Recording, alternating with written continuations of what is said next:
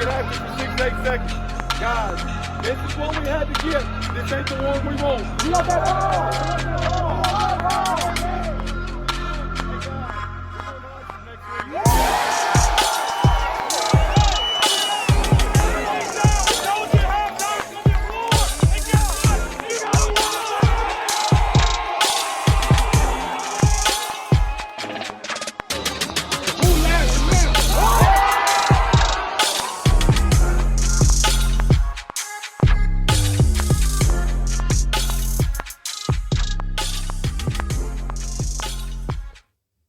Hello, everyone. Welcome to another episode of the Laurel Leader Calls Sports Show. I'm your host, Jack Fairchilds, joined alongside Kevan Lindsey and our good friend and yours, Josh Guru Nichols.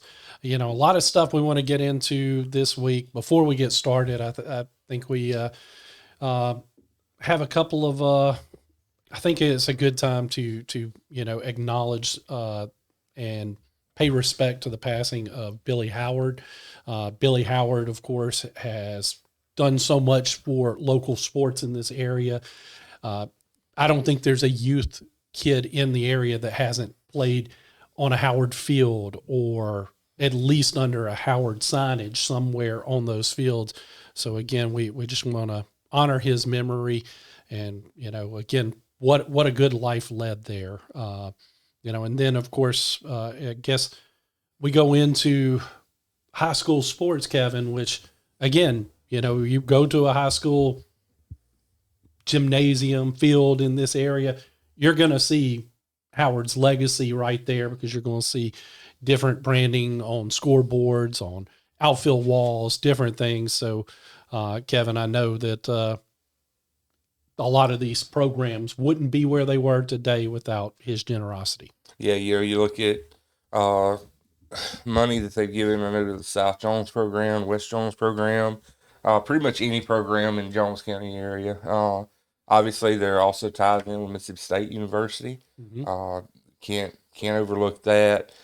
So, yeah, great loss from Mr. Billy Howard. And like you said, there's always a couple of signs that you can see that are consistent, and that's Howard's and the supervisors. Yep. Those two entities are always somewhere along an outfield wall or on a scoreboard or something like that. So, obviously, mourning the passing, I also want to mention, too, Coach Matt Reed and Coach Reiner, as both of those two men lost their fathers. We're thinking about them and praying for them, obviously. So, don't want to go away without mentioning those two guys and thinking about them. Both of those men are great men, more than likely because of their fathers. So, absolutely. And we also need to give a shout out to the Bergolowski family. Chet Bergolowski, who passed away a few weeks ago, former South Jones football coach, and also a really great football player and baseball player at Laurel, R.H. Watkins High School, and then later on at Ole Miss, and then also in the Atlanta Braves organization. So thoughts and prayers to the Bergolowski family as well as the others. Awesome. Kevin, it's whenever you talk about tragedy or, loss like this, unfortunately, things go on. And I know we've got to carry on with this show and talk about what's happening, in the world of soccer and basketball. Soccer playoffs have been delayed, I understand, by almost a week. Mm-hmm. So they're not starting next week as originally planned, the following week, because they had some games they had to make up because all of this ridiculous winter weather just wreaked havoc on our state. Kevin, tell us what you know, where our local soccer teams lie and where our local basketball teams lie. Yeah, just kind of giving a recap of everything. Like you said, they revised the entire playoffs. I'm not going to go through the entire playoffs, but I'm going to go through basically what you need to know. Regular season ends now for 1A through 4A, or really actually 1A through 7A. I don't know why they did what they did on the website, on the MHSAA website. But the regular season officially ends on February the 5th. So your first round playoff games will be a couple of days following it. The big thing of note is your championships. Class 1A moves from February the 13th to February the 20th.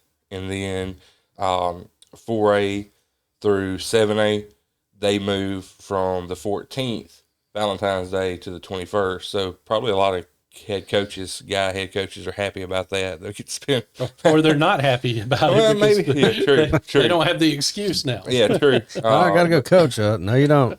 Right. And if you're wondering why there's only class 1, is because if you're new to soccer or you're just following, 1A, 2A, 3A all compete in one class.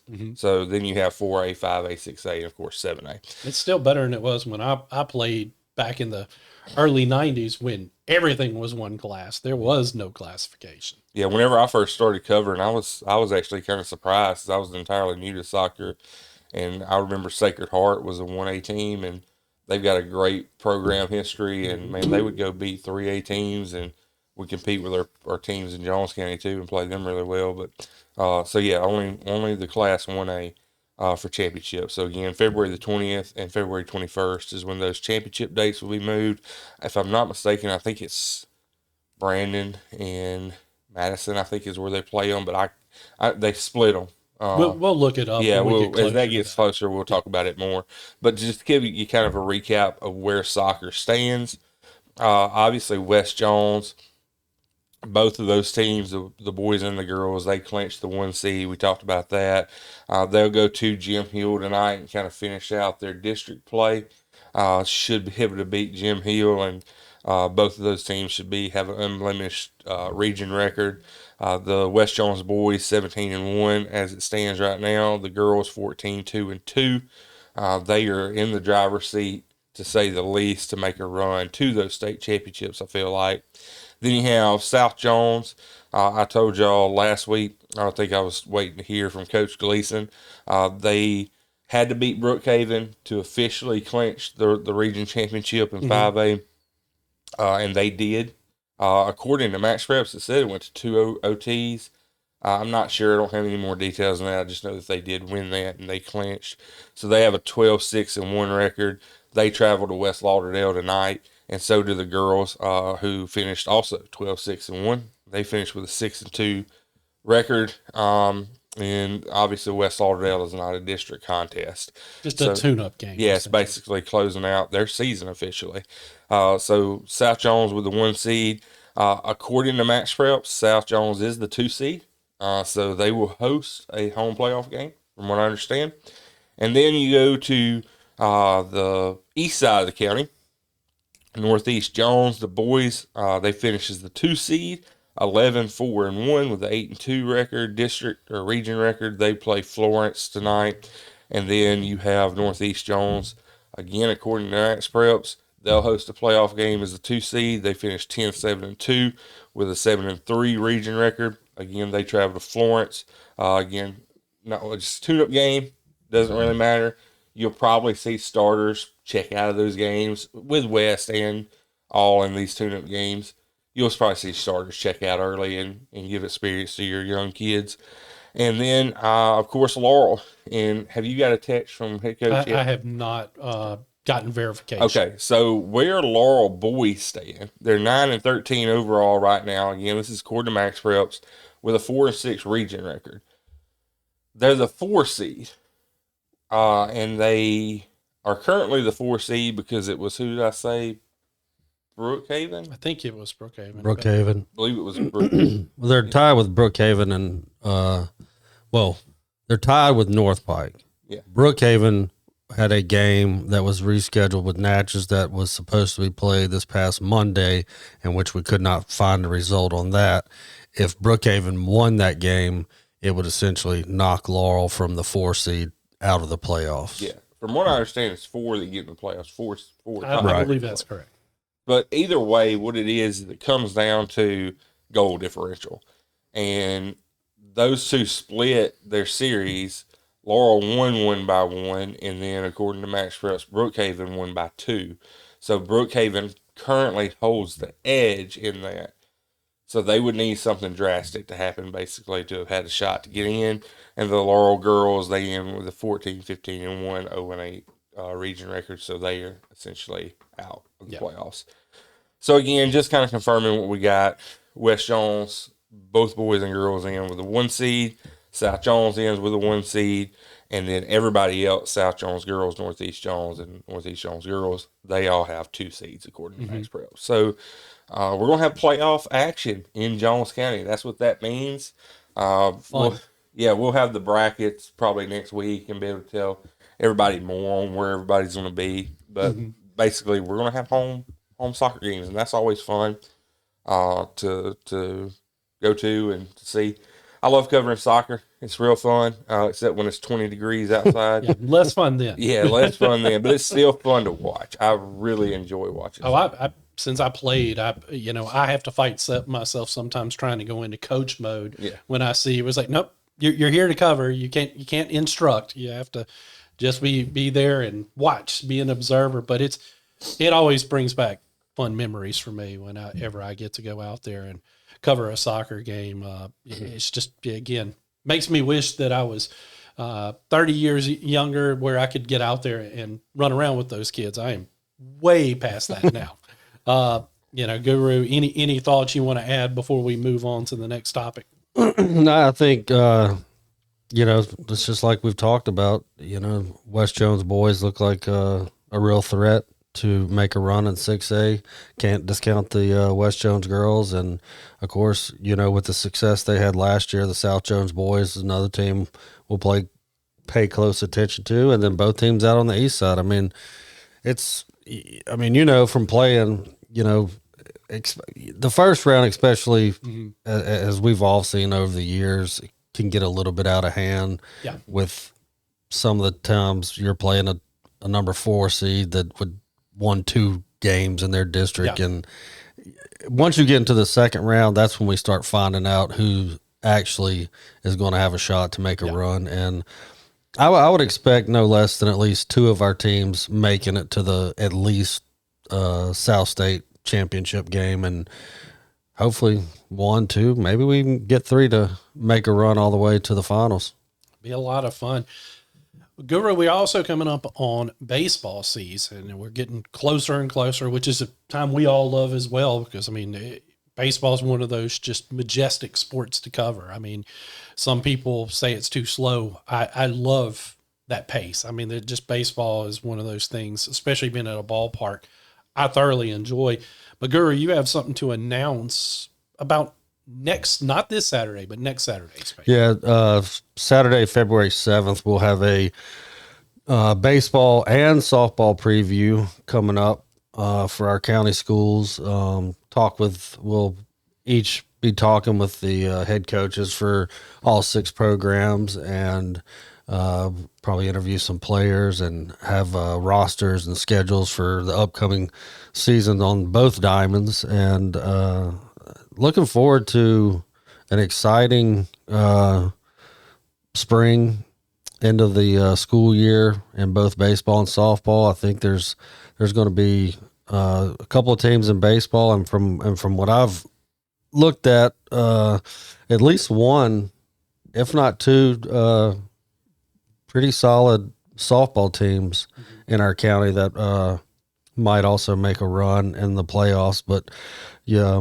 next weekend, that same Saturday, the 7th, all of our county baseball teams will be on display at Jones College.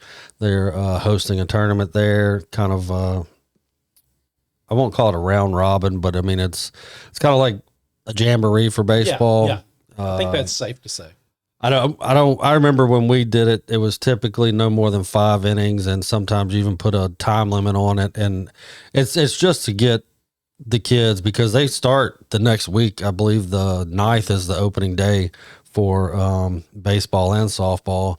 And it's just a way for them to get out there and play against somebody other than their 25 plus teammates they've been seeing every day for the last 6 weeks or whatever. And, it's a fun time, and hopefully we'll have nice weather on Saturday, February 7th. And if you enjoy baseball like we do, no better place to go than be out at Jones College to watch all the teams. There's a good chance all 3 of us will be out there, at least at some point during that day. It's going to be a lot of fun, and we'll get a little bit more in depth on previews next week especially after we've had a chance to sit down and talk to the coaches. But we did want to go ahead and let Guru announce that baseball and softball previews will be in that February 7th paper. So now let's go into the NFL Conference Championship games. You want me to go to basketball?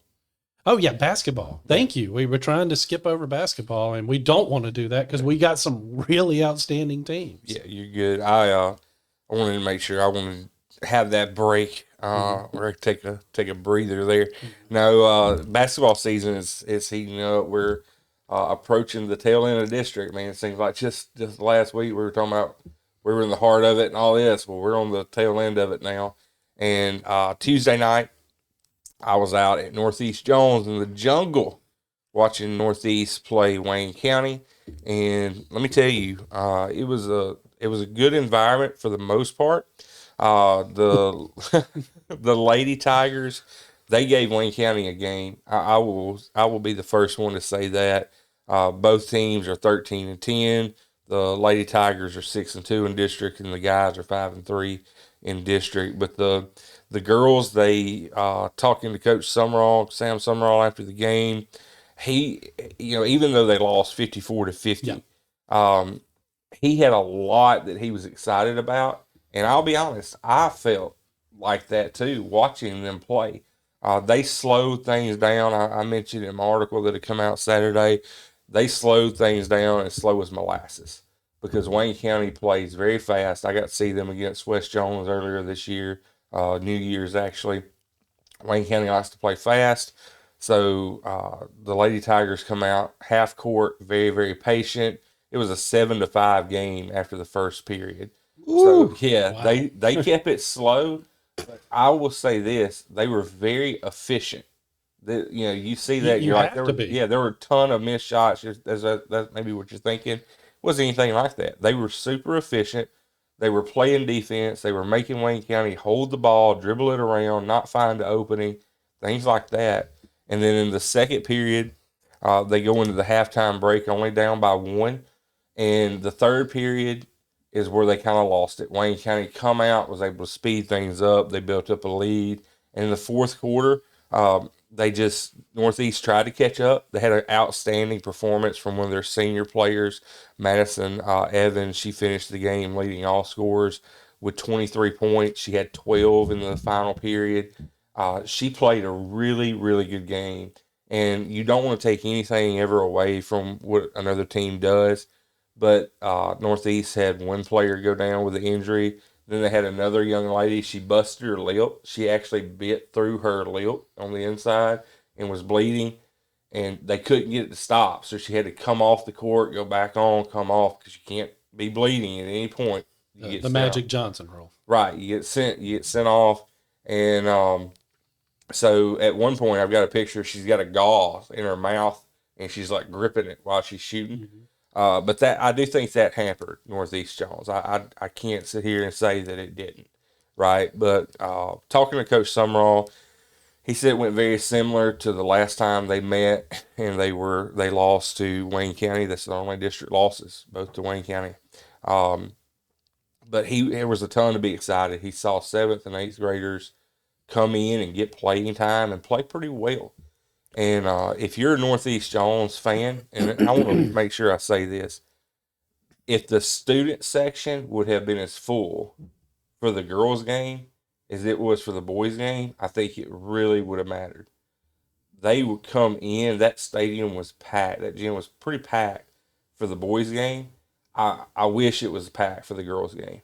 And there was a crowd, and it was loud. But it just wasn't the same. It just was not quite the same. And your girls at Northeast Jones are really good. They're really good. They deserve that. For the boys, ends up being, I think, a 25-point game. I think it was 74-50 or something like that. Mm-hmm. Wayne County just jumped out. They were previously unbeaten. They've only lost one game this year. They play fast. They fly around.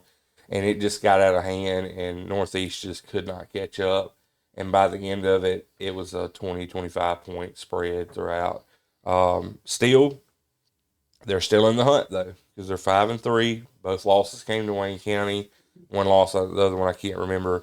Sophomore Des Roberts finished the game with 12 points. He was the only Tiger with double-digit points. But there's a lot to look forward to. Things that I think are exciting, especially for the girls at Northeast Jones.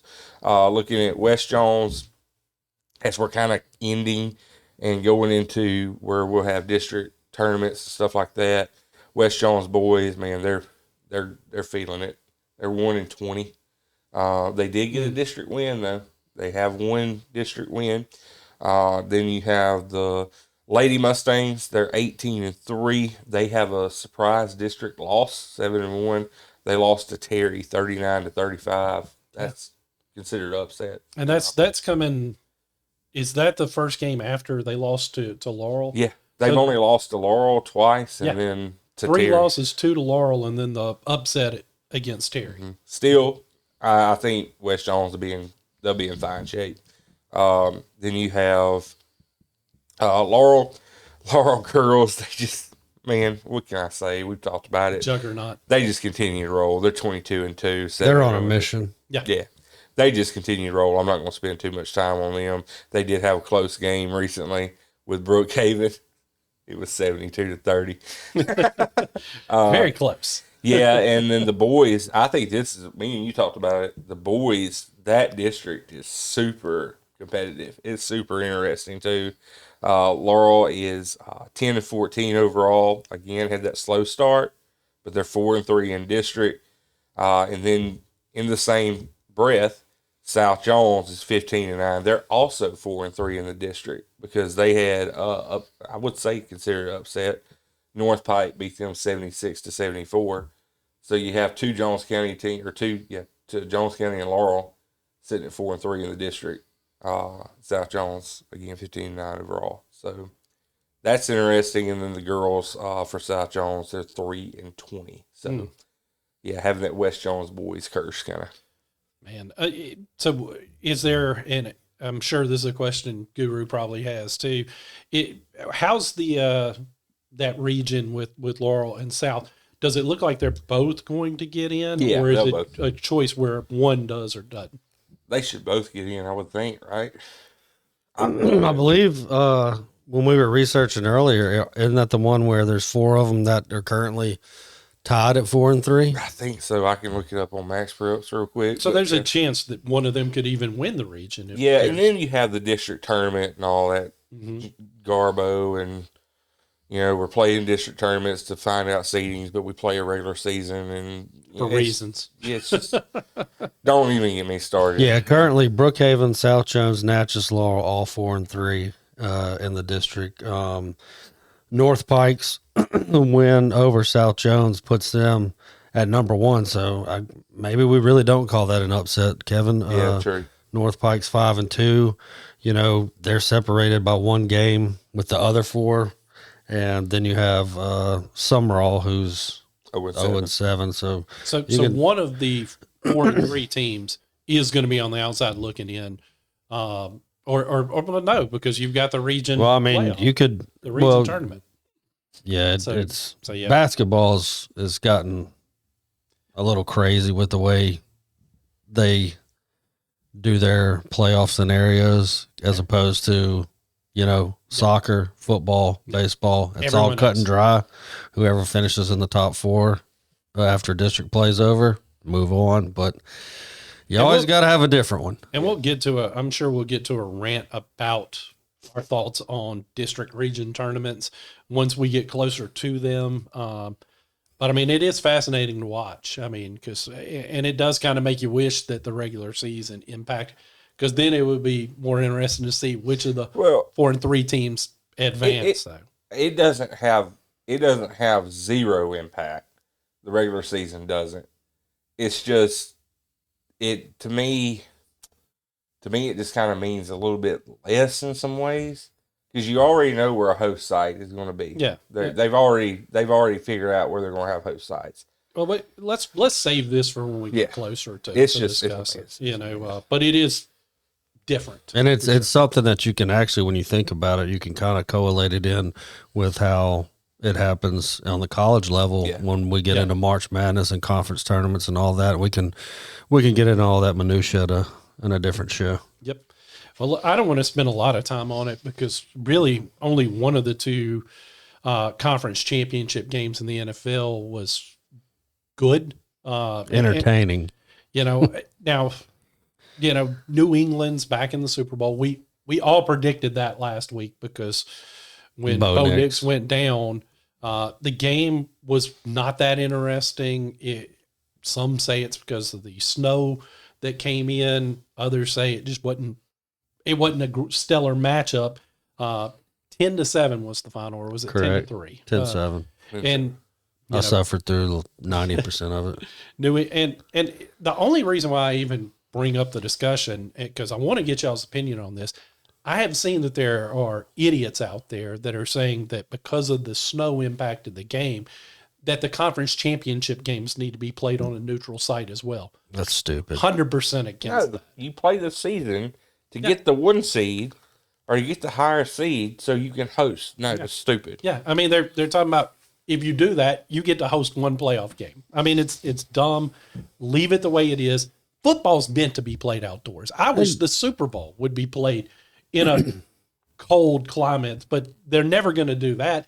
We've all at least accepted that, but football is meant to be played in the elements. Well, when we did this show last week previewing this game, the chance for snow was extremely minimal, and they weren't even that.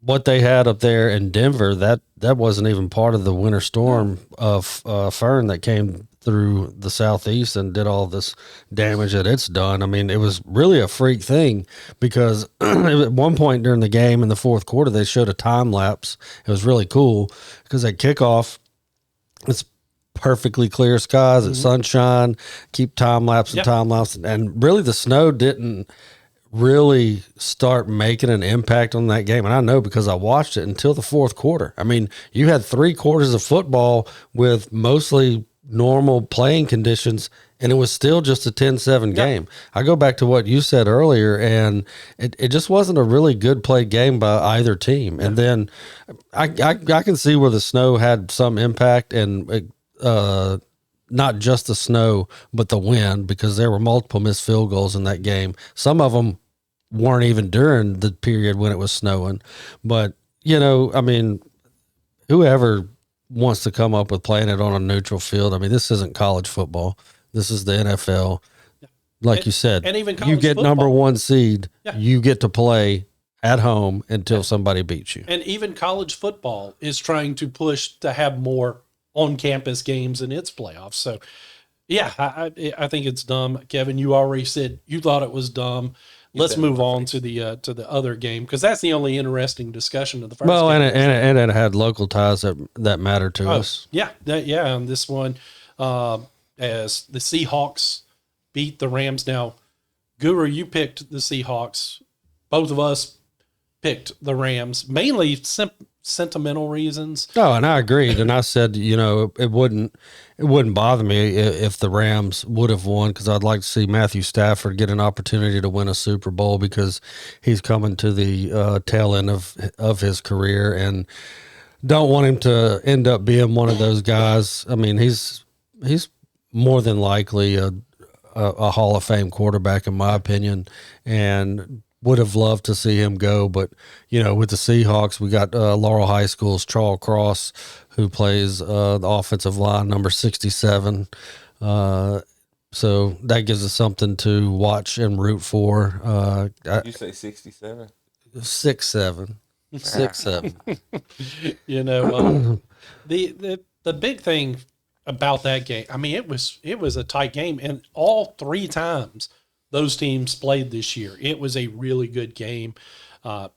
Stafford just didn't get the ball back there at the end to have a shot with it, and that was one of those instances, in my opinion, where I think if you flip and that game's played in LA, we might have had a different outcome, because the 12th man there in Seattle played a big difference. That home field advantage that the Seahawks earned by getting the number 1 seed, I mean, I think that, at times played part into a significant advantage for them on the field.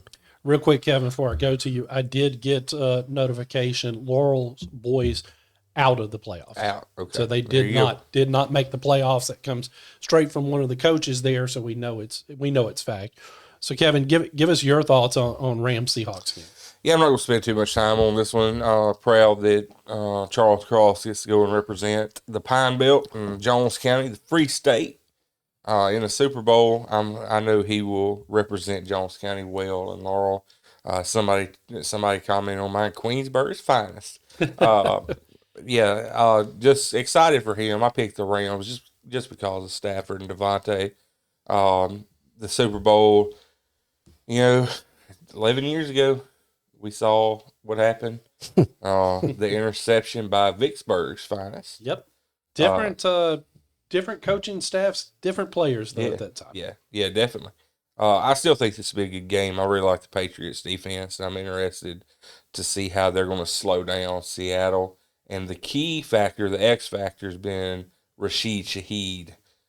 Traded a third rounder for him. Saints trying to get rid of Cap, and Rashid's turned into an X factor in both playoff games. Had that return for a touchdown against the 49ers, and then had the touchdown against the Rams. So excited to see what the defense schemes up.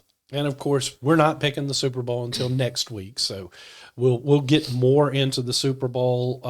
But Guru, before I move on, do you like this matchup, or are you a little disappointed we couldn't gotten two different teams, or are you excited about a Patriots Seahawks Super Bowl? I'm absolutely not excited. Before or at the beginning of the playoffs, I even wrote a column about that. I wanted for a change to see at least one team that hadn't been there before, and as they got picked off one by one as the playoffs went along. I mean, I think if Bo Nix would have been healthy, I think we would have likely ended up seeing a Denver Seattle Super Bowl, which would excite me a little bit more because it's still something. Because, I mean, don't get me wrong, New England suffered through back-to-back 3-14 seasons, and what Vrabel's done to get them back to the Super Bowl, I mean, you can't say enough about that.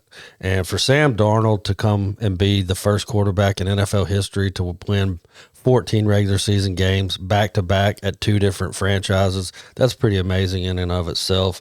I mean, but it's still New England, and it still, brings you back to their heyday and something we're about to get into.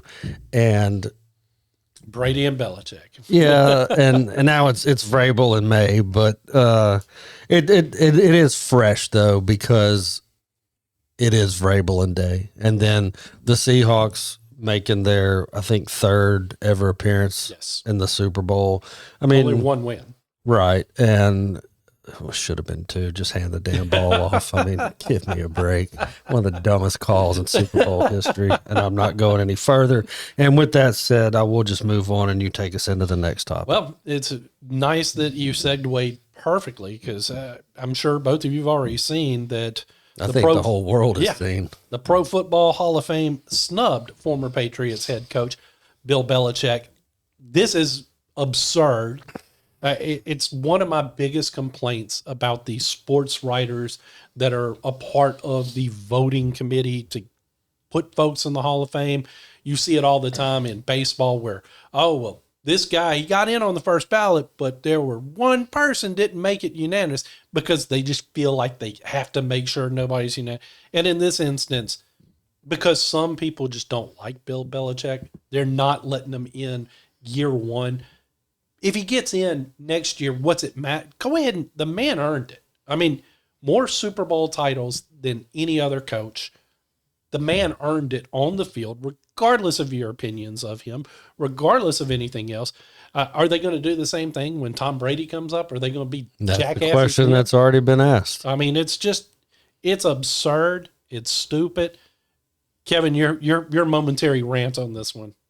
Yeah, this is the dumbest thing. I'm just the fact that you are a sports writer and you have the audacity. I think it's shameful for journalism. Mm-hmm. I'm just going to be perfectly honest with you. I think it's shameful for journalism the fact that you can look at Bill Belichick, probably, arguably, besides Lombardi, the greatest football coach in the NFL, and say, nah, he's not a first ballot Hall of Famer. That is the dumbest thing you could do. It's literally like, to me, taking Ken Griffey Jr. and saying we're not putting you in first ballot. Or let's even go another step, because there's one popped in my head. He's not up for the Hall yet, but LeBron James, when he finally retires, Kobe Bryant. if you keep him out, we're just not going to vote for him for year one, regardless of what I think of James as a person, he's a first year you should be unanimous Hall of Famer. Yeah. Same thing here. This is the dumbest thing, man. And look, if they do this to Brady, I want to know names of the sports writers who decided to say no. I want to know names of the sports writers who said no to Belichick. The excuses that I hear is Deflategate and Spygate. Let me tell you something, and we may have different opinions on here, but this is what I've always said with Deflategate. If a few ounces of air in a football made you get your butt whooped all the way down the field and all the way up the field because it was against the Indianapolis Colts, and they beat them, I think, nearly put a 50-piece on their head. If a few ounces made that much of a difference, then get off the freaking football field because you didn't deserve to be there anyway. Yeah. And if memory serves me correctly, New England didn't play great in the first half, and that's when the ball was deflated. Right. They took off after. So again, it was always a manufactured controversy.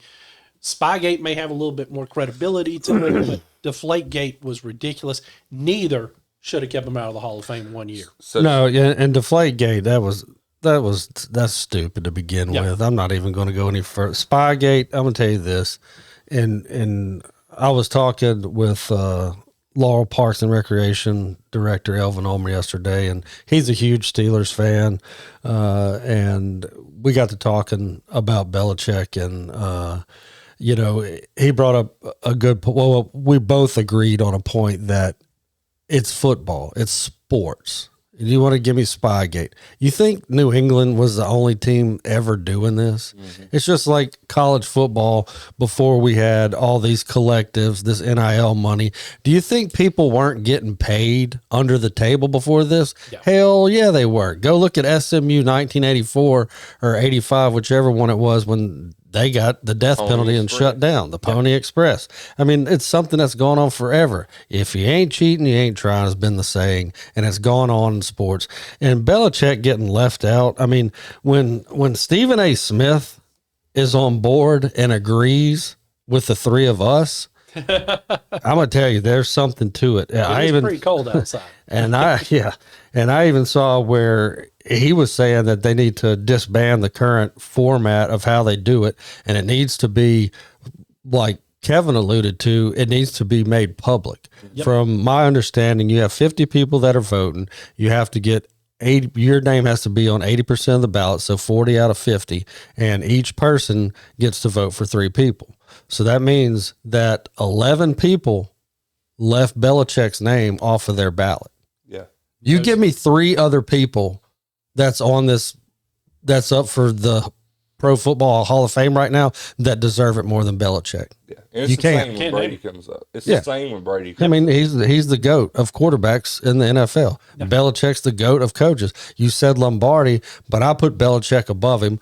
Won 6 Super Bowls, won the 31 playoff games most of all time. So his 333 wins are second only to Don Shula, who was a first ballot Hall of Famer and only won 2 Super Bowls, lost another one. And it makes absolutely no sense. And you're right. You hit the nail on the head, Kevin. It's a black eye to sports journalists as a whole. I think, and you alluded to this with the MLB, I think it's so stupid that you have writers that deliberately say, I'm not going to put you down if you're on the ballot first. That is the dumbest thing. It's stupid. To me, as a sports writer, and we all know this, every one of us that's been in journalism, your objective as a sports writer, we're told from the time we walk into a newsroom, is you be unbiased. Doesn't matter what's happened. It doesn't matter if you can't stand the person. Your job is to be unbiased. And the fact that you have a Ken Griffey Jr. or Mariano Rivera, I think he was the first unanimous. Was Rivera? I think it was Rivera. So. I mean, you have all of these guys. That's just like Pujols, right? He's retired. He should be unanimous. Yeah, he should be unanimous. He's arguably the best hitter of all time. I mean, Ted Williams is still a thing. Yeah, I mean, I'm not. We're not going to debate that, but I mean, I'm just saying, arguably the best hitter of all time. But you have all of these people. I get it, Tim Williams, but there's the case. Anyway, did he say Tim Williams? He did. I mean, I don't know why I got it. Anyway, it doesn't matter though. Point being, there should have already been unanimous. It's like the MVP. There should have already been unanimous NBA MVPs. There's been years where it's been clear where someone should be an MVP. That is just, it's so entitled. That is my problem. The Eli Manning thing, where should he be in the Hall of Fame or not, I get that. Yeah, there's at least a debate there. Yeah, I get it. He's a 500 quarterback that won a couple of Super Bowls. Yes, he beat Brady. He beat Belichick. But you have to take his career as a whole, right? Yeah. With Belichick, take his career as a whole then. And take Spygate out of it. Take Deflategate out of it. Take that game out of it. What does he got still? Still got 6 rings. Yeah, he's still got a Hall of Fame. Still took a team to the Super Bowl more times than anybody else. I mean, it's just, it's absurd. You know, speaking of absurd, you know, we've now got this drama being brought up by Dabo Swinney, you know, accusations being thrown out against Ole Miss. Dabo Swinney, of course, for the longest time, refused to participate in the transfer portal. I don't know all the rules. It seems like it's just the Wild West when it comes to the transfer portal anyway. So I don't know what constitutes tampering. I'm going to be honest with you. I really don't. I don't think they know, just to be honest with you guys. It seemed like his 18-minute video rant that he did was sour grapes to losing out the player that they thought they had or whatever the case. In the old school, yeah, it sounds clearly like tampering. But do any of us really know what tampering is anymore? I know Guru's going to have his own take. So, Kevin, you're going to go first on your take on this Ole Miss Clemson drama. People are going to just dunk on Dabo, but he's right. I mean, if it's what he said, and I only saw part of the clip, I'll be honest. I watched the whole thing. I didn't pay much attention to it, but he's talking about the kid was in class. He was. I mean, I at some point, I think it's tampering. It should be tampering. Yeah. But my question, again, is it tampering? Because do we really know? But I agree. It should be tampering. I think I would consider it tampering if you're in the kid's in class and you're over here texting him.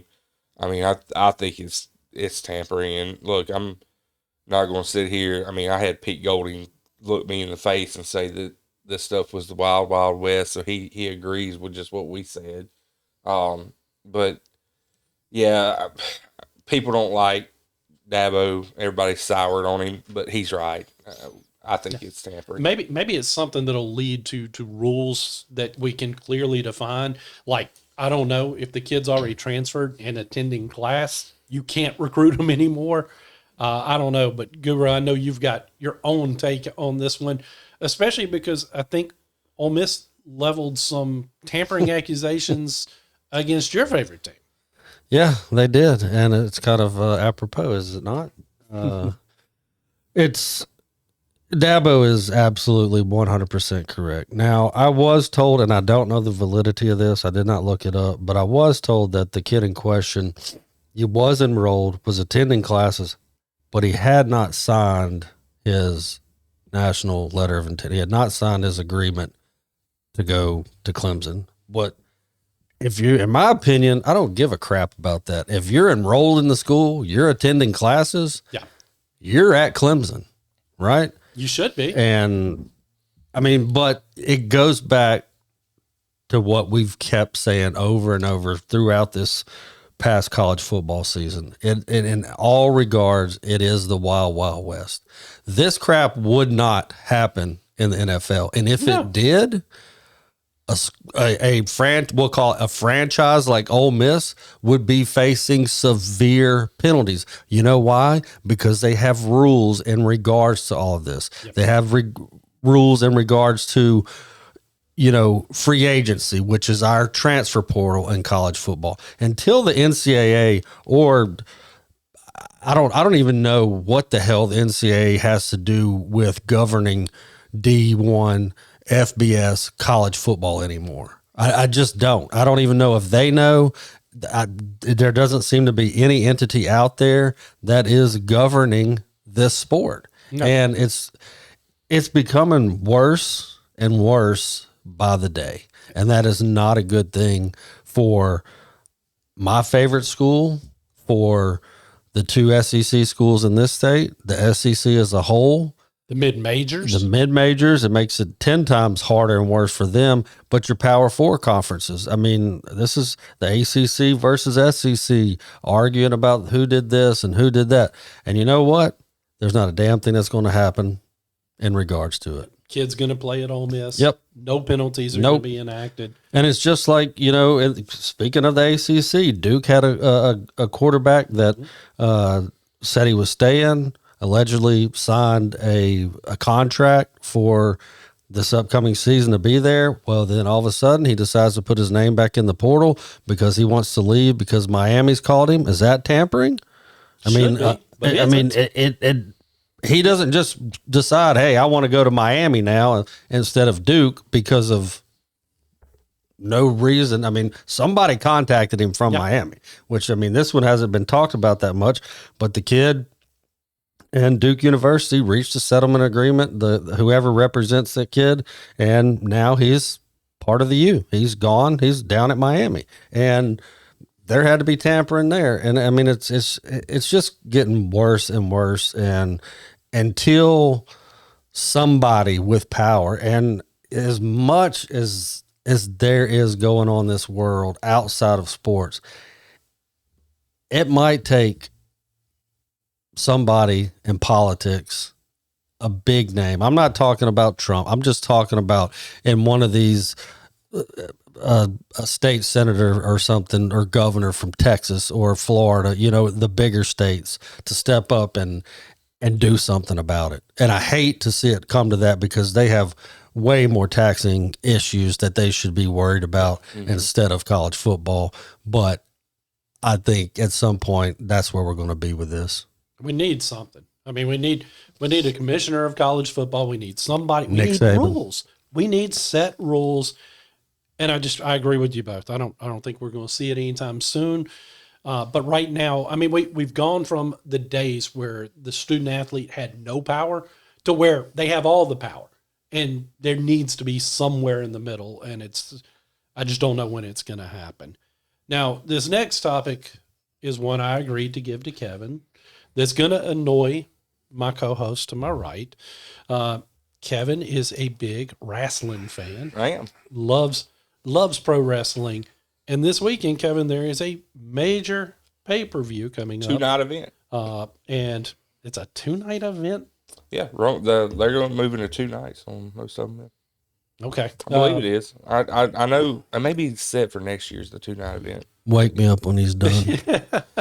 Well, Kevin, tell Guru, the person that is so interested right now, he's listening to you through the back of his eyelids. Tell us why we should tune in to the Royal Rumble. Yeah, let me make sure. Okay. Riveting part where. Okay, yeah, I believe it is 2 nights. Okay. Oh my gosh, here we go. So yeah, I'll mute him for you. You mute? Okay, perfect. Thank you. So yeah, I do. I'm a wrestling fan. I actually want to get out to a SWA event. Honestly, the Royal Rumble will put it in the sports section if you make it out. Oh, it will go in the sports section. Only if somebody body slams him. We can make that happen. Oh, I know. I got connections. I don't know about. I know you do. I'm pretty sure I know those connections. Anyway, yeah, the Royal Rumble is it's one of the most fun events. Like if you're just like a casual wrestling fan and you want to tune in, the Royal Rumble really is fun to watch. And I'm going to make my official picks here. For the Women's Royal Rumble, I'm going to pick Miss Liv Morgan. I will write this down and have it in my notes for next week. I think Liv is going to win. She is getting a ground well of support. My personal favorite is Rhea Mommy Ripley. Goodness. And then for the men's Royal Rumble, man, this one is hard. This one is a hard one to pick. There's several people who could potentially win it. I do think that there's going to be a couple of surprise returns. I think Chris Jericho is coming back. I think he's going to be a superstar that's returning. He had been in AEW before. Personally, my favorite superstar is Y2J. But I think that I kind of think that Roman Reigns might win this one. I really do. I think that it's kind of turning to where he might end up winning this one. Yeah. We had Jey Uso win it last year. It's a little bit more wide open, I think. You've got Cody Rhodes that could obviously get the three-peat, but I don't think he's going to do it. I think Leo's the slam dunk, but I'm going to just go out and say the hot take. I think it's Roman. I think Roman Reigns wins the men's Rumble. I could definitely be wrong on that. But. Look, I don't know anything about the women's, but I think the Macho Man's going to win the Royal Rumble. Guru, who you got? Unfortunately, he's passed away. Guru, who you got? What are we talking about? Who's going to win the wrestling Royal Rumble? I went with the Macho Man. Joe Rogan. Joe Rogan. Joe Rogan's going to win it. Surprise entrance. I mean, this is a sports show. We're talking about This is sports fake entertainment. crap. There's nothing fake. Let Noah Hosey body slam you and say that's fake. Noah Hosey, if you hear this, I will put this on my social media. I don't even know. No Body Oh, slam. I do. I know Noah well. Body slam Guru, and then let's hear if it's fake. Maybe give him a dive off the top rope, and let's see if it's fake. The only And then where he sucks in and he barely makes contact with me. Come on, I know. I've watched it. I've set up and I think there we go. had I a think this is SWA it. event. Let's put him in a ring. No, you're the wrestling guy. You're the I'll one be that his needs to go manager. in there. Yeah, I tell you what, SWA, bring Guru out, get him out there. I'll be his manager. We'll come out. I'm not having you as my manager. I will be Jack the can be best my manager. I will spit, son. I will might be turn Paul on you, Heyman. I think SWA. I think you need to get a. We'll call it a local celebrity wrestling match between Kevan Lindsey and Flying Brian Hicks. That's what I want you to do, Noah. Okay. You're my boy, Noah. You know it. He don't know it, but you're my boy. And we give me will- Flying Brian. Give me Kevin against each other in that ring, and we'll be there. We'll cover it. We'll go Facebook Live with it Flying on the Brian Leader would Call not be Sportsbook flying. page. He would not be Oh, flying. Kevin's saying he's going to take him down. Flying Brian, Guru here.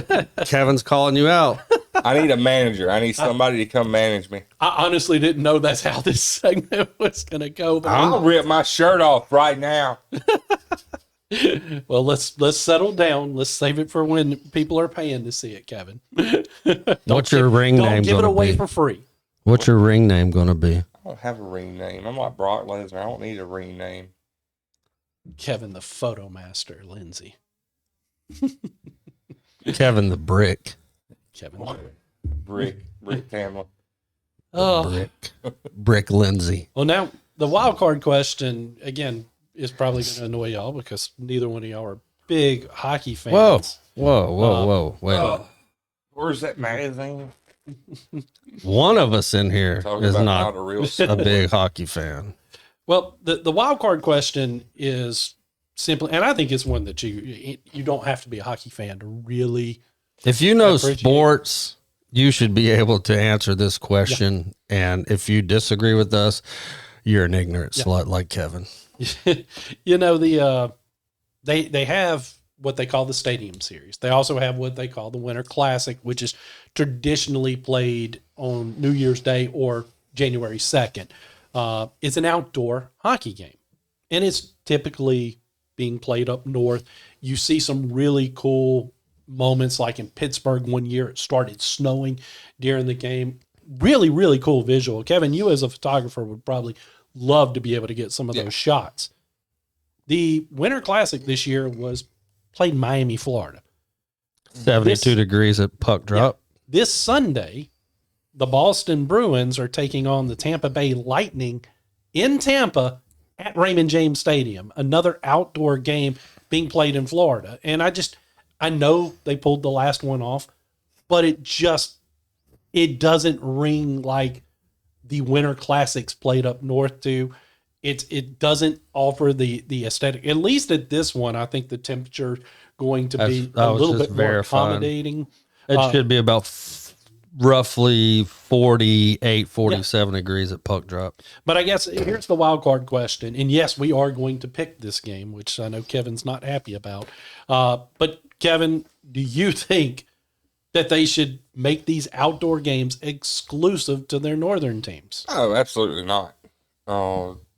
I mean, the Tampa Bay Lightning, I mean, they won the big hockey puck at the end of the year, right? A big hockey A puck. couple of years ago, it was Stanley. Miami that won it last year. They won the 40-ounce Stanley. Like, I mean, obviously, I mean, from what I understand, hockey originated in Canada, and the good old USA is taking it over. When's the last Canadian team to actually win it? Well, when you look at Canadian franchises, it might have been a minute, but if you look at the rosters, It don't matter. They're working for us, baby. 51st state. I don't care. I'm put it in Miami, put it in Tampa, put it wherever. I think it's stupid that hockey's even played down here, but just put it wherever. he's cut off. He might as well have said something about his favorite artist, but right there. I gave you wrestling, Kevin. I thought this was going to be the show you don't get muted, and you found a way.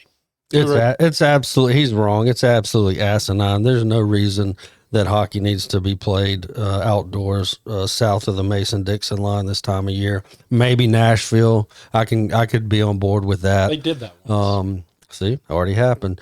They are getting a little bit of a break this time in Tampa with temperatures at puck drop being in the upper 40s, and they're going to drop into the lower 40s by the end of the game. But that one, the Winter Classic in Miami, was a freaking joke. That was just stupid. They got lucky there that they didn't have some type of catastrophic accident, if you will. I mean, do you know how much money they probably wasted just trying to keep ice on that rink? Yeah. I mean, it's stupid. It absolutely should not be played outside in the South. 100%. Well, Kevin, I'll go last, I guess, on this one. Kevin, who you got in the matchup there at Raymond James Stadium, the Boston Bruins at the Tampa Bay Lightning? Give me the Lightning. Guru? Well, this is a big matchup. It's a Atlantic Division of the Eastern Conference showdown. Boston comes in tied for third place with 65 points overall. Then you got Tampa Bay, who sits atop the Atlantic Division with 70 points. They've met once previously. Tampa Bay slipping by the Bruins 4-3 a couple of months ago. It's a Navy Federal Credit Union Stadium Series, baby. 5:30 ESPN Sunday evening. They got two more meetings after this one, and actually both teams play tonight, which will be the last game that they play before they meet on Sunday. Boston comes in 31-20 overall. Tampa Bay is 30-14. Tampa Bay led by Nitka Kucherov, who has 80 points and is second in the NHL in assists. And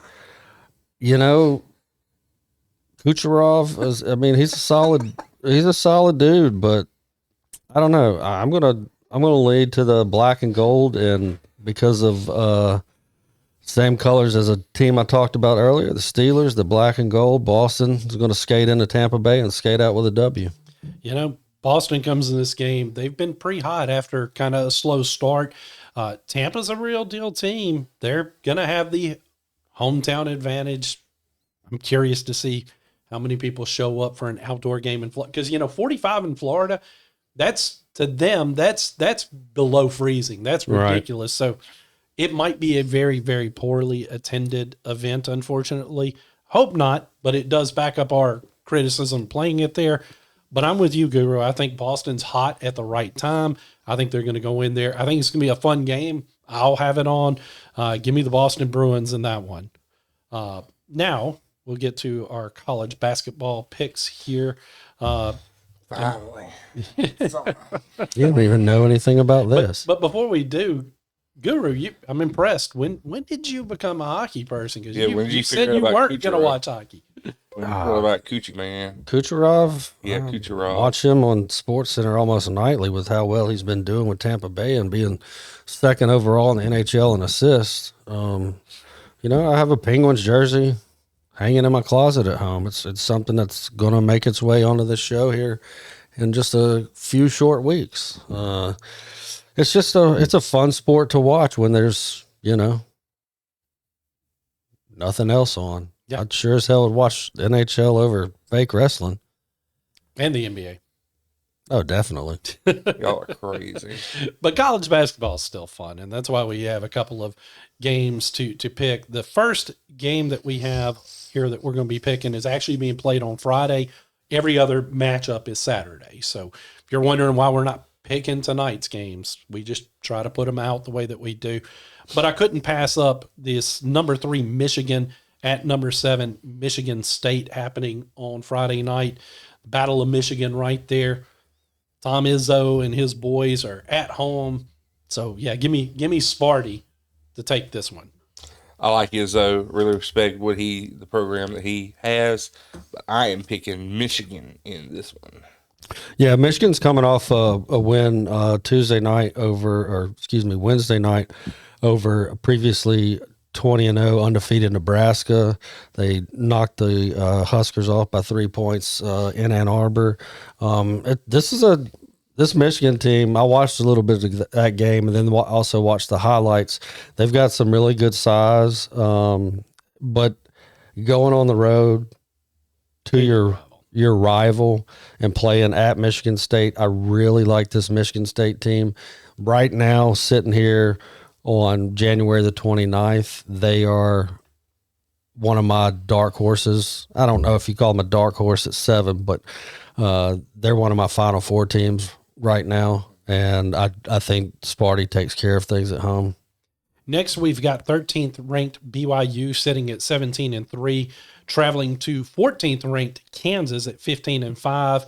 Should be a dogfight. Again, that's a tough place to play there in Kansas.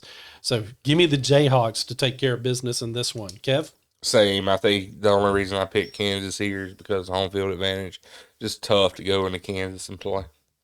It's tough to go in the Fog Island. One of my favorite venues. I mean, that's a bucket list place I want to go to watch a game like this. I don't want to go watch Kansas play Centronella University or some crap like that. Antonelli College. Or Antonelli College or Southeastern or whatever.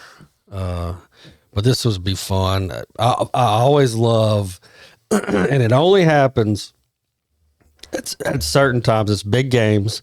If you get the opportunity to tune in, if Kansas can start to pull away late in the second half, and when it gets inside of a minute, if they're, game in hand, they're just basically dribbling the clock out, and then the whole crowd starts rock, chalk, KU, and they all start swinging, and it gets louder and louder. It's pretty awesome. But with all that said, BYU is a hot team, but you're not going into the Fog and win. Give me the Jayhawks in this one as well. Next matchup, it's intriguing only because Of a coach. There is Calipari. Now it'll be more interesting when they go back to Rupp Arena, but this time is Kentucky sitting at 14-7 as they travel to number 15 Arkansas. Calipari is going to have his boys focused. He wants to win against his former team without a doubt. They're at home. Give me the Razorbacks to hold home court. Jack, you're a smart man. I don't believe in Kentucky. I believe in Calipari. Give me Arkansas. Arkansas. This is going to be a fun one. These two teams have both been battle tested. They just kind of up and down. I don't even think that the ranking besides Arkansas matters. I think playing in Fayetteville matters. I think with Calipari, he's definitely the better coach of the two. I mean, this is a Kentucky team that had to hit a 17-foot shot at the buzzer to beat LSU in Baton Rouge. The same LSU team that last night got throttled by Mississippi State, who was 11-10. State beat them by 23 points on the same court. No woo pig suey. I'm going Cats in this one in a road upset. Wow. I like the fact that you branched out on this one and going against the home team. So we'll see how that plays out. This next matchup is traditionally a good game. If you follow college basketball, that's part of the reason why I put it down. Plus, when you look at the records, they're pretty evenly matched, as you have 19-3 St. Mary taking on number 6 Gonzaga, also sitting at 19-3. This game, like I said, is usually, for their conference. It's going to be a fun matchup. It's at Gonzaga. I'm keeping my trend going for at least this pick by sticking with the home team. Give me Gonzaga to hold home court in a squeaker. Mary, did you know? Mary, you about to find out Gonzaga is winning this game. And actually, Gonzaga's 21-1. Wonder where, I guess I just mislooked at that one. So maybe just saw St. Mary's and then you got distracted by Kevin talking about wrestling or something. I'm going to say ESPN had it wrong. It's probable. This is a West Coast Conference. This usually they're going to play twice throughout the season. This is their version of North Carolina Duke for people not in the know. I've been following this series for, oh Lord, probably 20 plus years now. My brother and I, we're split. I'm Carolina, he's Duke. I'm Gonzaga, he's St. Mary. There's no way in hell I'm picking against Gonzaga. Give me the Zags. Now we'll get into our local schools, as James Madison, sitting at 10-11, travels to Hattiesburg, who's at 500, 11-11. I don't know what to make of USM. I mean, I just don't. I know I'm partial to home teams, but USM doesn't really have a strong home court advantage because they just don't have that many fans showing up. Be mad at you. It's the truth, So I mean, I hate it, but He ain't lying. I mean, when's the last time you went to a USM basketball game? Exactly. Buffalo Wild Wings. Exactly. So, but I do think Southern Miss will win an ugly game. So I'm not bucking my trend yet of not picking the home team. But I don't feel good about it because I don't have much faith in this black and gold squad. I just don't. Mm. Well, I thought about this one. I actually really did think about this one hard. James Madison 10-11, USM 11-11.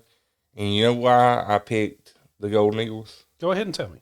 Because Monday night I was playing NCAA 14 revamped. And as OC for the Golden Eagles, I led them to a national championship, and we beat the team by 3 with Trey Lowe III. I don't know if you remember him. Will Hall's a national champion.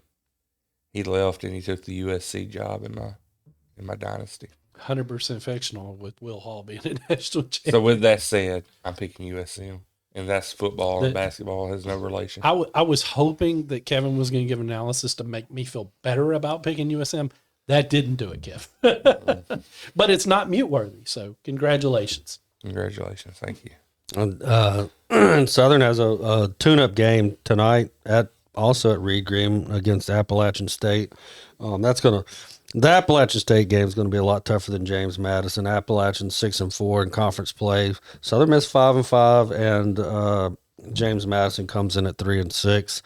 Regardless of what happens tonight, I think Saturday, on paper, the Golden Eagles seem to be the better team. So I'm going to venture away from my picking against all 3 state schools last week and take the Golden Eagles this week.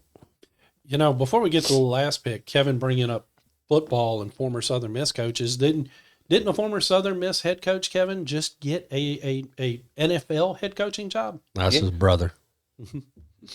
His brother? It was his brother. It was his brother. I thought it was Todd Monken that got the job. It was Jeff, wasn't it? I'm pretty sure it was Todd, but we'll have to search. Bro, what? Yeah. Pretty sure, because I've seen it reported elsewhere. Former Southern Miss head coach, Yeah. named Yes. Brown's head coach. So, Oh my gosh. Are you the news station there east of Butchie? Of course it's Todd. so yeah, congratulations to him. I guess it is the Cleveland Browns that he's the new head coach of. Well, So- he should be used to it because he was the coach at Southern Miss. It's pretty much similar. Yeah, but he actually helped He gets turn Shador. Southern He around gets a the little Pro bit. Bowler though, baby. Yeah, he does have it. God, that was going to be before the Belichick snub. The ridiculous selection of Shador Sanders would have probably bad. been our. Anybody that reads the paper, you can read about that Saturday because that's what my column's about. Goodness. But yeah, we don't want to get into that now. But yeah, we just did want to go ahead and give congratulations to Todd Monken on getting his first NFL head coaching Sure, job. man. So congratulations there. Way to Moving. leave the Southern Miss program bare. Thanks. Thanks a lot, Todd. Still suffering through that. Oh goodness. Hey, he came into it bare though. So And he left it that way. all right. So next we've got Mississippi State at 11-10, traveling to Missouri, 14-7. Yes, Bulldogs aren't going to win this one. Give me the Missouri. They'll take care of business in this one. Again, I'm still picking all the home teams. Hell State, baby. Road upset win, I think. Actually, because of the LSU game. Blew them out. They're riding some momentum.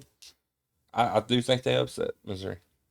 Yeah, I agree with Kevin. Josh Hubbard and Mississippi State, they put it on LSU Wednesday night in Baton Rouge. Consequently, LSU's only conference win this year has been against, guess who? Missouri. So give me the Dogs in a road upset as well. Next, we've got number 18, Vanderbilt, sitting at 18-3, traveling to Ole Miss, 11-9. Do we know for sure? I was played? thinking that. I wonder. It's still listed, so we'll pick it, but don't be surprised if there's not. Or if it, I mean, You can't move They it to could- Nashville. Nashville's in bad shape. not to say they could move it to Memphis. Yeah. Yeah. If Memphis is playing, are they playing that day though? I don't know. I'll tell you in just a second. But I mean, right now, according to ESPN, it's still on the schedule. Yeah. So they're still going to try to play it. So we're going to pick it unless while Guru's researching for it gets to him, he finds out something different. I want Ole Miss to be better, but I don't see them beating Vanderbilt in this one, even though they're at home. I think they'll keep it close, but I did watch that Kentucky game last week. I just, I don't know that again, like I said about USM earlier, I don't know that I believe in this Rebels team. I know they're at home. I know I've picked all home teams. I'm going with the road team this one. They're not at home. As of 18 minutes ago, the Tennessean reported that they moved it to Nashville. Oh, well, Wow, the place you just said Yeah, they're not I going to didn't move it think to. they, because Nashville was in rough shape too. Well, that makes my pick even better. Yeah. With that said, anchor down, baby. Anchor down, Vanderbilt. I don't even know why I asked. Kevin never picks against. Well, they're Vanderbilt. 18th. No, I'm not saying it's a bad pick. I'm just saying I already knew where you were going when I put Vanderbilt down. Yeah. Yeah, I mean, you could see the dot on my paper. I had Vanderbilt picked in this one before the game being moved. And there's your reason why, because they're scheduled to play on March the 4th, originally at Vanderbilt, but since they're moving, they're going to flip it, and then the March 4th rematch will be in Oxford. So, yeah, definitely anchor down in that one as well. Well, there you have it, folks. A lot of stuff that we got to cover this time. We even let Kevin talk about one of his passions that still has Guru annoyed. And I think we got Kevin in a wrestling match. It sounds like that's probably going to be a thing. Guru, I expect you to update us next week on whether or not his challenge has been accepted. One more sport that y'all hate about, Bowman Gray, NASCAR, the Clash is this weekend. They're trying to get At least you can I don't consider that a sport. The reason why I bring this up, they actually had to brine the track, and they're trying to make sure that they don't damage the track, preparing for the snow. because they got the snowstorm that we were getting. Mm-hmm. So like they're talking about like freezing temps by the time they start the clash. Well, they don't know who's going to win the race before the race starts, so Maybe we're cool nobody, with NASCAR. everybody might just clear the wall. But with that said, Ryan Blaney wins the clash. And when we get closer to the Daytona 500, which is the race that kicks off their season, we will definitely default to Kevin. I don't dislike racing. My father was a big Indy 500 fan. I actually been to 2 Indy 500s, Extremely jealous. several Talladega 500s, and went to one Coca-Cola 600 at Daytona. So I'm now, do I follow it like I did when my father was still alive? No. But it is a spectacle to experience live, without a doubt. It's one of those sports that is 100% better in person than on TV. Does Richard Petty still drive the STP car? He may as well be. Okay. Is there an STP car anymore? Mm-hmm. Yeah. Okay. He Here it owns the team, right? He's joined with Jimmy Johnson, both 7-time champions. They co-own the team now. You talking about the football coach? Legacy Motorsports.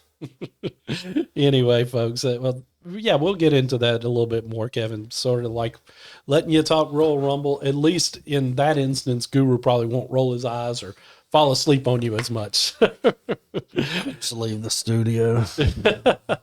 Guys, this has been the Laurel Leader Call Sports Show. I'm your host, Jack Fairchilds, and for Kevin Lindsey and Josh Guru Nichols, we'll see you guys again next week.